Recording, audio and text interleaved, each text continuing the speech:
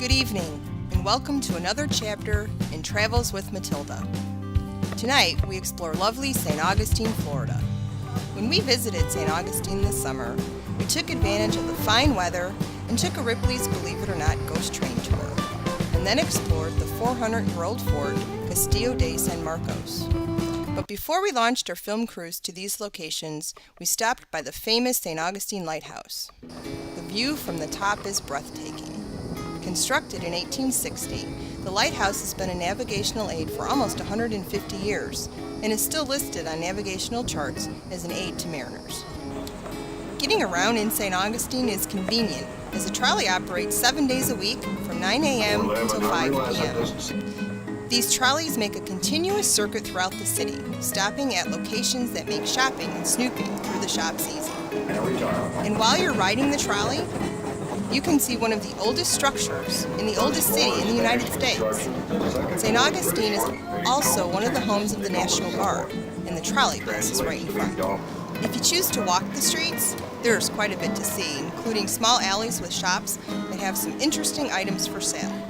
The cathedral and other architecture are beautiful. Everywhere you look, there's old homes of historical importance and cannons from the very early days of the city.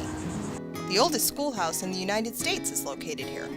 When you visit St. Augustine, you must take the Ripley's Ghost Train Tour. The tour is in the evening and is a guided tour. The ghost train takes you through the streets where ghosts are most likely to hang out.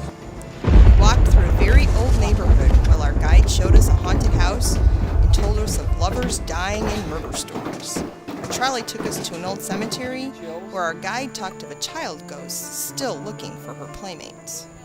At the end of our ghost tour, we visited Ripley's Believe It or Not museum. We wandered through the museum in almost total darkness, which helps create a scary atmosphere. Our new guide took us through the rooms at the museum that are haunted. A dark museum can be a very scary place. During the day, you can tour Ripley's Believe It or Not museum with the lights on. A man actually built and lived in this log home. And this incredible carving of an ox cart sits right outside in the parking lot. The next day, we headed off to the famous fort in St. Augustine. As you walk into Castillo de San Marcos, you realize that there was a city behind these fortress walls. The fort was built in 1772 by the Spanish. You can walk through the prison and guard rooms, chapel, school, and storage areas.